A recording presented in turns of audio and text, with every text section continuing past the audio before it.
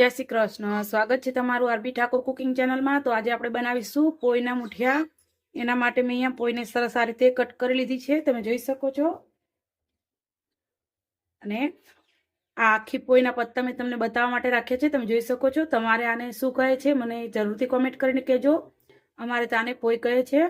અને આના મુઠિયા બહુ જ મસ્ત બને છે, આના થેપલા પણ બને છે, અને ભાજી પણ બનાવી હોય તો બને છે, બહુ જ મસ્ત બને છે. તો આપણે આના મુઠિયા બનાવીશું. તો આપણે આ રીતે પત્તા હોય એને સરસ ધોઈ અને આ રીતે મેં કટ કરી લીધા છે. ચાલો બનાવવાનું શરૂ કરીએ. તમે આને ઘઉંના લોટમાં પણ બનાવી શકો છો, બાજરીના લોટમાં પણ બનાવી શકો છો. તો આપણે બાજરીનો અને ઘઉંનો લોટ બંને વાપરીશું. તો સૌ પહેલાં આપણે અહીંયા આદુ, લીલા મરચાં અને લસણને સરસ ખાંડી લઈશું. લસણ અહીંયા થોડુંક વધારે માત્રામાં નાખવાનું, જેથી કરીને સ્વાદ બહુ જ મસ્ત આવશે. તો આપણે બધું વસ્તુ સરસ ખાંડણીમાં ખાંડી લઈશું. તમારે મિક્સચરમાં પીસવું હોય તો પણ તમે પીસી શકો છો. આપણે થોડું એવું મીઠું નાખીશું, જેથી કરીને આપણા આ લસણ અને બીજા મસાલા જલ્દી ખંડાઈ જાય. લસણ નાખવાથી જલ્દી વટાઈ જાય છે. આપણે લીલા મરચાં અને આદુ પણ આમાં નાખી દઈશું. બધું સરસ ખાંડી લઈશું. આ મુઠિયા ટેસ્ટમાં એકદમ મસ્ત લાગે છે, બહુ જ સરસ મસ્ત ટેસ્ટ આવે છે આનો. અને તમારે આની ભેગા મેથીના પાન નાખવા હોય તો પણ તમે નાખી શકો છો, મેથી પણ. અને જેટલું પાલકમાં જેટલું આયરન હોય એટલું જ આમાં હોય છે, પાલક જેટલો જ આના ગુણ હોય છે. જો તમારે ત્યાં વેલ હોય તો તમે આના મુઠિયા બનાવીને ખાઈ શકો છો. બધી જગ્યાએ અલગ અલગ નામથી જાણતા હોય છે, અમારે આને પોઈ કહે છે. આપણે આદુ મરચાંને સરસ આ રીતે વાટી લીધા છે, તમે જોઈ શકો છો. મસ્ત ઝીણું વાટાઈ ગયું છે. હવે આપણે લોટ બાંધી લઈએ.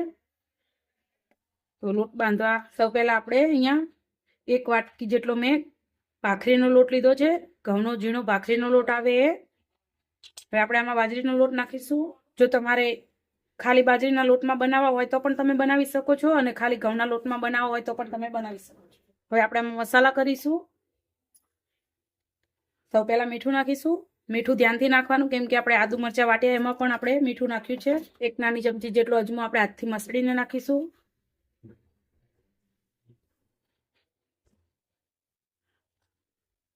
ચમચી જેટલું ધાણા જીરું નાખીશું.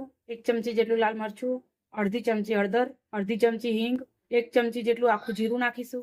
જે આપણે આદુ મરચાં અને લસણ વાટીને રાખ્યું છે એ પણ આપણે આમાં નાખી દઈશું. લસણ અને મરચાં લીલા આમાં થોડાક ચડિયાતા નાખવાના. જો તમારે લીલું લસણ નાખવું હોય તો પણ તમે નાખી શકો છો.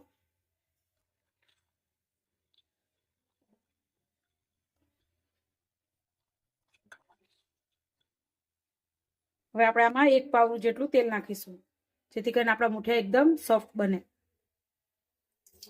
અને જે આપણે પોઈ ધોઈને રાખી છે એ નાખી દઈશું.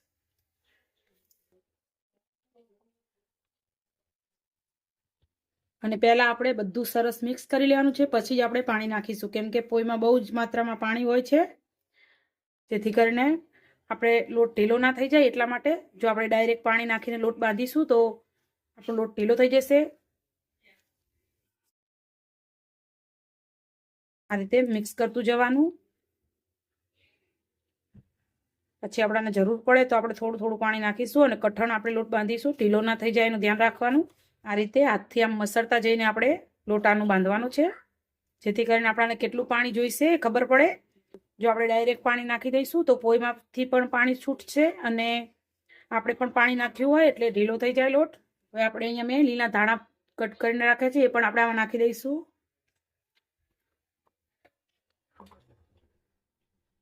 આપણે બધું સરસ મિક્સ કરી લીધું છે. હવે થોડું થોડું પાણી નાખતા જઈને આપણે આનો કઠણ લોટ બાંધી લઈશું. કઠણ લોટ બાંધીશું તો પણ થોડોક લોટ ઢીલો થશે, કેમ કે કોઈ પાણી છોડે એટલા માટે. એટલે લોટ હંમેશા કઠણ જ બાંધવાનું, કેમ કે આપણે મુઠિયા વાળીએ ત્યાં સુધીમાં લોટ ઢીલો થઈ જતો હોય છે. જો આપણે પહેલેથી ઢીલો લોટ બાંધીએ તો પછી વધારે ઢીલો થઈ જાય, અને આપણને મુઠિયા વાળતા પણ ના ફાવે. એકદમ સિમ્પલ અને દેશી જ રેસીપી હું તમારી સાથે શેર કરું છું, એટલે મારો વિડીયો આખો જોજો. અને જો તમને મારો વિડીયો ગમતો હોય તો લાઈક, શેર ને સબસ્ક્રાઈબ કરવાનું તો ભૂલવાનું જ નહીં. અને નવી નવી અને એકદમ દેશી રેસીપી હું તમારી સાથે શેર કરું છું, જેમાં કોઈ આપણે તામઝામ પણ ના હોય, અને સિમ્પલ રીતે બધાને આવડે એવી. આપણે મસ્ત લોટ બાંધી લીધો છે, તમે જોઈ શકો છો. મેં અહીંયા કઠણ લોટ બાંધ્યો છે. હવે આપણે આના મુઠિયા વાળી લઈશું. તો આપણે થોડો થોડો આ રીતે લોટ લઈ અને સરસ પાટલી ઉપર આપણે મુઠિયા વાળી લેવાના છે. મુઠિયા બહુ જાડા નહીં રાખવાના અને બહુ પાતળા પણ નહીં, એવા મીડિયમ સાઈઝના આપણે મુઠિયા વાળીશું. જો બહુ જાડા કરીએ તો પછી અંદરથી કાચા રહી જાય છે અને ચડતા વાર લાગે છે, એટલા માટે માપના આપણે બનાવીશું. જો તમે આ પોઈના મુઠિયા ક્યારેય બનાવ્યા ના હોય તો એક વખત તો જરૂરથી બનાવજો. તમને અને તમારા ઘરમાં બધાને બહુ જ પસંદ આવશે. તમે જોઈ શકો છો આ જ રીતે આપણે બધા મુઠિયા વાળી લેવાના છે. આપણે બધા મુઠિયા આ રીતે વાળી લીધા છે. હવે આપણે તપેલામાં ગોઠવી દઈશું. અહીંયા મેં એક તપેલામાં આ રીતની ચાયણી મૂકી છે. તમારી પાસે જો આપણે ભાત ઓસાવાનો ચાયણો હોય એ પણ લઈ શકો છો, કે કોઈ પણ જારી તમે લઈ શકો છો. નીચે આપણે પાણી નાખી દીધું છે. હવે આપણે મુઠિયા આમાં ગોઠવી દઈશું. એક સાથે જેટલા આવે એટલા આપણે આમાં ગોઠવી દેવાના. આપણે બધા મુઠિયા આ રીતે આવી ગયા છે અંદર. તમે જોઈ શકો છો આપણે 3 લેયર બનાવ્યા છે. નીચે આપણે આછા એકદમ નજીક રાખ્યા છે, ઉપર થોડા જગ્યા રાખી છે ને વધારે પછી ઠેઠ ઉપર આવે એટલે આપણે વધારે જગ્યા રાખવાની આ રીતે, જેથી કરીને આપણા મુઠિયા સરસ ચડી જાય. આપણે ઢાંકી અને સરસ ચડવા દઈશું, ગેસ ઉપર મૂકી દઈશું. જો તમારે ચૂલો હોય તો તમે ચૂલા ઉપર પણ મૂકી શકો છો. ચૂલા ઉપર જલ્દી ચડી જશે. તો મારે ઘરમાં ચૂલો છે તો હું ચૂલા ઉપર મૂકવાની છું. આપણે તપેલું ચૂલા ઉપર મૂકી દીધું છે. હવે જ્યાં સુધી આપણા ઢોકળા ચડી ના જાય ત્યાં સુધી આપણે ચડવા દઈશું. 20 થી 30 મિનિટ જેટલું આપણે લાગશે. આપણા મુઠિયા સરસ ચડી ગયા છે. હવે આપણે એને એક મોટા વાસણમાં કાઢી લઈશું. આપણે મુઠિયાને બધાને એક થાળીમાં કાઢી લીધા છે અને હવે આપણે નાના કટ કરી લઈશું. આપણે મુઠિયાને આ રીતે કટ કરીશું. બહુ જાડા પણ નહીં અને બહુ પાતળા પણ નહીં, આ રીતે કટ કરી લેવાના.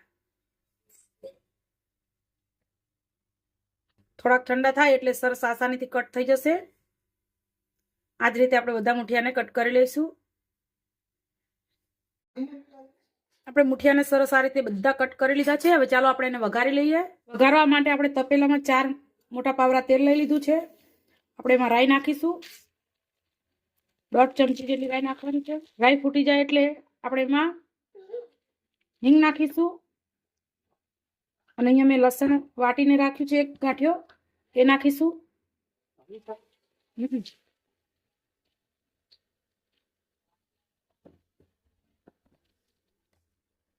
હવે આપણે 1 મોટી ચમચી જેટલા તલ નાખીશું.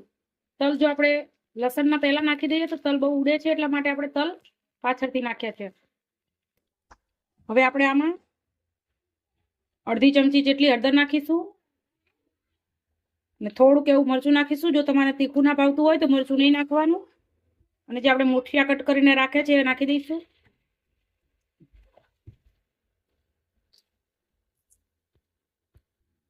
બધું સરસ મિક્સ કરી દીધું છે. જો આ સમયે તમારે એક મુઠ્ઠી ચાખી લેવાનું, મીઠું ઓછું લાગે તો તમે આ સમયે નાખી શકો છો. હવે સરસ આપણે મિક્સ કરી લીધું છે. હવે આપણે એને ગેસ ઉપરથી ઉતારીને ગરમા ગરમ સર્વ કરીશું. તૈયાર છે એકદમ ટેસ્ટી એવા બોરીના મુઠિયા. તમે જોઈ શકો છો કેટલા મસ્ત બન્યા છે અને એકદમ ટેસ્ટી અને હેલ્ધી. જો તમને મારી આ રેસીપી ગમી હોય તો લાઈક, શેર ને સબસ્ક્રાઈબ કરવાનું ભૂલતા નહીં. આવજો અને જય શ્રી કૃષ્ણ બધાને.